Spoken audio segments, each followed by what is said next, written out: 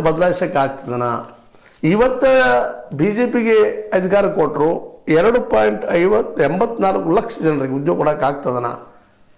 ಅಂದ್ರೆ ಇವತ್ತೇನೋ ವಿರೋಧ ಪಕ್ಷ ಇದ್ದಾರೆ, ಇವತ್ತು ಬೆಲ್ಲದವರಾಗಿರ್ಬೋದು, ಇನ್ನೂರದವರಾಗಿರ್ಬೋದು, ಮುಂದೆ ನಮ್ಮ ಭಾಸ್ಕರ್ ರಾವ್ ಮೊದಲು ಇದ್ರಾಗಿದ್ರು ಇವರು ಆಮ್ ಆದ್ಮ್ಯಾಗ, ಅಲ್ಲಿ ಏನಾಯ್ತು ಗೊತ್ತಾಗಿಲ್ಲ, ಲೀಡರ್ ಇದ್ದರು ಇವರು, ನಮ್ಮ ರಿಟೈರ್ಡ್ IPS ಅಧಿಕಾರಿ. ಇವತ್ತು ಬಿ ಜೆ ಪಿ ಬಂದು ಇಲ್ಲಿ ವಿರೋಧ ಮಾಡ್ತಾ ಇದ್ದಾರೆ.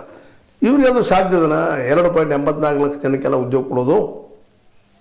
ಅವರು ಉತ್ತರ ಹೇಳಬೇಕಾಗುತ್ತೆ. ಏನೋ ಇರಲಿ, ಜನ ಮಾತ್ರ ಬೀದಿಗಿಳಿತಾ ಇದ್ದಾರೆ, ಯುವಕರು ಬೀದಿಗಿಳಿತಾ ಇದ್ದಾರೆ. ಈ ಆಡಳಿತರವ್ರ ಪಕ್ಷಗಳು ಆದಷ್ಟು ಯಾರೂ ಇಲ್ಲವರು ಈ ಉದ್ಯೋಗ ಸೃಷ್ಟಿಗೆ ಏನು ಮಾಡಬೇಕು ಅನ್ನೋದ್ರ ಕಡೆ ಈ ಚಿಂತನೆ ಮಾಡಬೇಕಾಗ್ಯದ, ಉದ್ಯೋಗ ಸೃಷ್ಟಿ ಮಾಡಬೇಕಾಗ್ಯದ.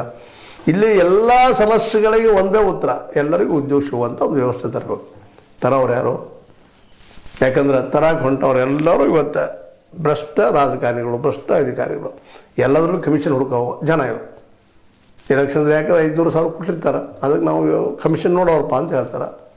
ಒಂದು ಯಾವುದೋ ವ್ಯವಹಾರ ಆಗಬೇಕು 40% ಇವತ್ತು ಸಾಮಾನ್ಯವಾದಂಥ ನಮ್ಮ ಇಂಜಿನಿಯರ್ಗಳು ಆರೋಪ ಮಾಡ್ತಾರೆ, ನಮ್ಮ ಕಾಂಟ್ರಾಕ್ಟರ್ಗಳು ಇವತ್ತು 60, 70, 80% ಅಂತ ಹೇಳ್ತಾರೆ. ಹಿಂದಿದೆ ಬಿ ಜೆ ಪಿಗೆ ಹೇಳಿದ್ರು 40%, ಇವತ್ತು ಇವ್ರಿಗೆ 60%, 70% ಹೇಳ್ತಾರೆ ಕಾಂಗ್ರೆಸ್ ಹೇಳಿದ್ರೆ. ಅಂದರೆ ಒಟ್ಟಾರೆಯಾಗಿ ಯಾವುದೇ ಗೌರ್ಮೆಂಟ್ ಬಂದರೂ ಈ ಪರ್ಸೆಂಟೇಜ್ ತಪ್ಪುವುದಿಲ್ಲ, ಉದ್ಯೋಗ ಸೃಷ್ಟಿ ಆಗೋದು ತಪ್ಪುವುದಿಲ್ಲ.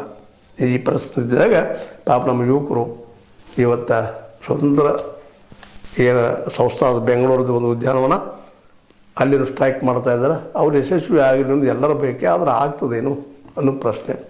ಸಿದ್ದರಾಮಯ್ಯರಿಗೆ ಎಲ್ಲರಿಗೂ ಉದ್ಯೋಗ ಕೊಡಲಿಕ್ಕೆ ಸಾಧ್ಯನಾ ಅನ್ನೋ ಪ್ರಶ್ನೆ. ಆದರೆ ಉದ್ಯೋಗ ಕೊಡಲೇಬೇಕಾದಂಥದ್ದು ಸಿದ್ದರಾಮಯ್ಯರಿಗೆ ಮತ್ತು ಮೋದಿಯವರಿಗೆ ಕಡ್ಡಾಯ ಅಂತ ಹೇಳ್ತಾ, ಇದು ನಿಮಗೆ ಲೈಕ್ ಆಗಿರ್ಬೋದು. ಲೈಕ್ ಮಾಡಿ, ಶೇರ್ ಮಾಡಿ, ಕಮೆಂಟ್ ಮಾಡಿ, ಜೊತೆ ಸಬ್ಸ್ಕ್ರೈಬ್ ಮಾಡಿ. S60 ನ್ಯೂಸ್ ಅರ್ಥ ಸಿದ್ದರಾಮಯ್ಯ ಸತ್ಯ ಕೈಗೊಂಡು ವಂದನೆಗಳು.